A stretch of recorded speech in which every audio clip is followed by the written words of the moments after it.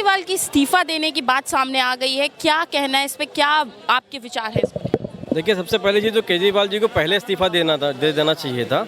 पर अभी रिसेंटली जो हमने हेमंत सोरेन का केस देखा है, जिस हिसाब से उनकी सरकार गिराने की कोशिश हुई है, तो ये साफ साफ समझ में आ रहा है कि सोची समझी साजिश है ये। तो अभी लग रहा है कि उन्होंने सही किया, इस्तीफा उस समय नहीं दिया, और ऐसा ही करना चाहिए। वरना क्या होगा कि कल को दूसरी भी सरकार आएगी। अभी तो मोदी जी की है, मोदी जिसकी चाहे उसके जो है चीफ मिनिस्टर पर आरोप लगा दें। अब उनकी पार्टी में आ जाए तो अजीत पवार बन जाएगा, नहीं आएगा तो हेमंत सोरेन जैसा हल कर देंगे। तो इससे यह ठीक किया कि उन्होंने इस्तीफा उस समय नहीं दिया। बाहर आके इस्तीफा देना ठीक है, क्योंकि उनका मजबूरी ये है कि वो साइन भी नहीं कर सकते। दिल्ली का विकास 6 महीने तक रुक जाएगा।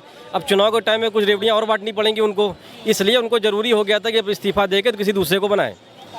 तो इस वजह से जो उन्होंने इस्तीफा दिया वो सही किया। क्या लगता है इसका प्रभाव कितना पड़ने वाला है चुनाव में? देखिए, चुनाव में क्या है कि अभी जो जिस हिसाब से चुनाव की हालत जो दिख रहा है अभी दिल्ली में, ना बीजेपी के पास ढंग का कोई बड़ा नेता है जो केजरीवाल जी के टक्कर का हो, ना भी कांग्रेस में है। दोनों में से किसी के पास चीफ मिनिस्टर उनके बराबर का भी कोई नहीं है। तो मजबूत जो दिख रहा है, फेयरली बोलो तो अरविंद केजरीवाल दिख रहे हैं। अच्छा, भाजपा का कहना है कि भ्रष्ट नेता थे, सुप्रीम कोर्ट की तरफ से दबाव था, इसलिए उन्होंने दे दिया इस्तीफा, प्रेशर में आकर। देखिए, भ्रष्ट नेता थे या नहीं थे, अगर थे तो जमानत कैसे सुप्रीम कोर्ट ने दे दी? और अगर मैं हिसाब से देखूं तो फिर जो है हेमंत सोरेन जब ईमानदार हो गए होंगे, क्योंकि इस्तीफा दे के गए थे, तो क्या बीजेपी उन्हें डिक्लेयर कर रही कि वो ईमानदार नेता है? डिक्लेयर करे उनको कि हाँ भाई उन्होंने पहले इस्तीफा दिया था, तो वो अभी ईमानदार हो गए हैं। और केजरीवाल भ्रष्ट है क्योंकि उन्होंने पहले इस्तीफा नहीं दिया था। ये भ्रष्ट और ईमानदार का मोदी जी कम से कम नाम ना ले। सारे भ्रष्टाचारी तो खुद भर के बैठ गए हैं। जो उनकी तरफ आ जाते हैं वो दूध के धुले हो जाते हैं, चाहे वो आपके प्रफुल्ल पटेल हो, चाहे अजीत पवार हो, चाहे जितने भी हों, जो आपके हेमंत शर्मा भी हैं, बहुत सारे हैं। कोलकाता में कई सारे नेता हैं जिनके ऊपर ये आरोप लगे थे कि शारदा कांड में थे, लेकिन सब उनकी पार्टी में आ गए, सब दूध के धुले हो गए। उनके मुझे भ्रष्टाचार तो बिल्कुल नाम लेना ही नहीं चाहिए। सर, उन्होंने नोटबंदी का नाम लेना बंद कर दिया है, काला धन का नाम लेना बंद कर दिया है। वैसे वो भ्रष्टाचारी का नाम भी लेना बंद कर दें, अच्छा नहीं लगता उनके ऊपर, क्योंकि जनता पलट के उनके ऊपर देख लेती है। कह रहे अजीत पवार तो उनके बगल में बैठा हुआ है, तो उनकी खुद की बेइज्जती हो रही है। ना ले, बेहतर है। अपनी बेइज्जती क्यों करवा रहे हैं? तो क्या लगता है ये मजबूरी में लिया हुआ डिसीजन है कि कोई राजनीतिक सोच समझ के लिया गया? देखिए, उन्होंने दोनों दिमाग बहुत लगाते हैं केजरीवाल जी। उन्होंने दिमाग से खेल खेला और बीजेपी फंस गई है, बीजेपी उसमें फंस गई है। तो सीधी सी बात है कि उन्होंने एक तो इस्तीफा दे दिया, उनकी मजबूरी ये थी कि कोई काम कर नहीं सकते थे। चुनाव के लास्ट पीरियड एक एक दिन बड़ा वैल्यू करता है, क्योंकि बहुत सारी योजनाएं जो पेंडिंग होती है, जो उन्होंने चुनाव में गिरानी है, वो कुछ नई योजनाएं ले आएंगे, कुछ पुरानी क्रियान्वयन कर लेंगे उसका। इसलिए उनकी मजबूरी थी किसी अपने को बनाना। और डर भी होता है भाई, कौन अपना कब पलट जाए में कोई भरोसा नहीं है। चंपई सोरेन का एक उदाहरण सबने देख लिया है, तो इसलिए डर भी लगता है इंसान को। और सही है, जिसने इतनी मेहनत सत्ता पाई है वो क्यों अपनी जान देगा। हरियाणा के चुनाव में इससे कितनी मुश्किलें बढ़ने वाली है? हरियाणा के चुनाव से कोई ज़्यादा फर्क नहीं पड़े, क्योंकि इनका ज़्यादा स्कोप हरियाणा में है नहीं। बेशक कभी कभी शक होता है कि शायद हरियाणा इलेक्शन की वजह से उनको बाहर निकाला गया है, क्योंकि उसके पहले तो विरोध हो रहा था बहुत तगड़ा वाला।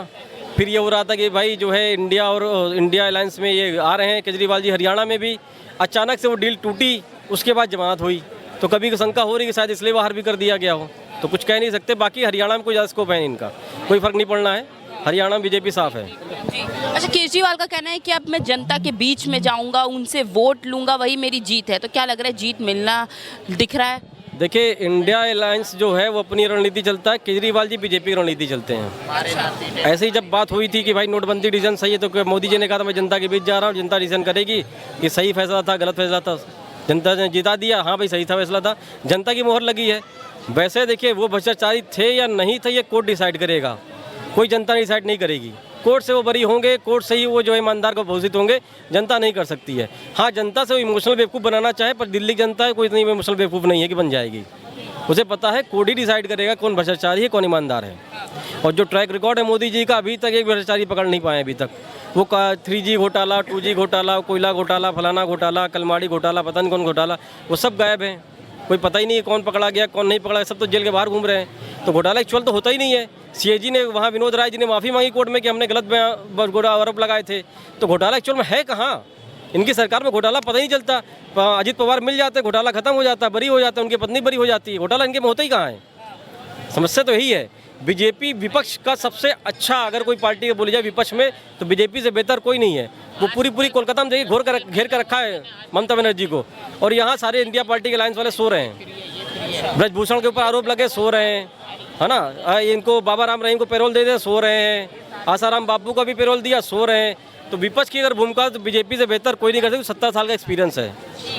अच्छा, मोदी जी तो कह रहे हैं कि सबसे ज़्यादा भ्रष्ट पार्टी कांग्रेस है, क्या हाँ थी पहले, अगर मोदी साहब चले पहले थी, अब सारे भ्रष्टाचारी तो उन्होंने ले लिए हैं। अब बच्चा कौन है? अगर बच्चा होता अब तक जेल चला जाता भाई। 11-12 साल की सरकार हो गई, अब तक कोई भ्रष्टाचारी होता अब तक जेल में चला गया होता। इंतजार थोड़ी करेंगे मोदी जी 10 साल हो जाएंगे उसके बाद में ये फलाने को जेल में डालूंगा। अब क्लीन हो गई है, मोदी जी खुद कह रहे अब क्लीन हो गई है, तभी एक आदमी जेल के अंदर नहीं जा रहा है। तो अब कांग्रेस क्लीन हो रही है, बीजेपी जी जो बीजेपी है वो गंदगी फैला रही है, क्योंकि अजीत पवार वहीं बैठे हैं, हेमंत सोरेन चीफ मिनिस्टर हैं, तो नाम सारे तो शारदा वाले जो है वो यहीं पर है, बीजेपी में ही है। तो अब तो बीजेपी गंदी हो रही है, सारे कांग्रेसी तो बीजेपी में घुस गए। रागनी खेड़ा कौन, क्या नाम है उनका, वो जो है वहाँ चले गए, और जो है कांग्रेस जितने प्रवक्ता थे, राष्ट्रीय प्रवक्ता गौरव वल्लभ और एक साहब और थे IT के जो अध्यक्ष थे, वो सब पहुँच गए वहाँ पर। तो अब तो देखा जाए तो कायदे से बीजेपी कांग्रेस ही हो गई है, बीजेपी रही कहाँ है? बीजेपी कौन से हरियाणा में लोकसभा से आप टिकट देख लीजिए, सारे कांग्रेसियों को देके बैठे 60%, तो बीजेपी एक्चुअल में है कहाँ? वो तो कांग्रेस हो गई है। और किस दिन कोई कांग्रेसी बीजेपी का अध्यक्ष बन जाओ, पलट दे, बीजेपी खत्म हो जाएगी।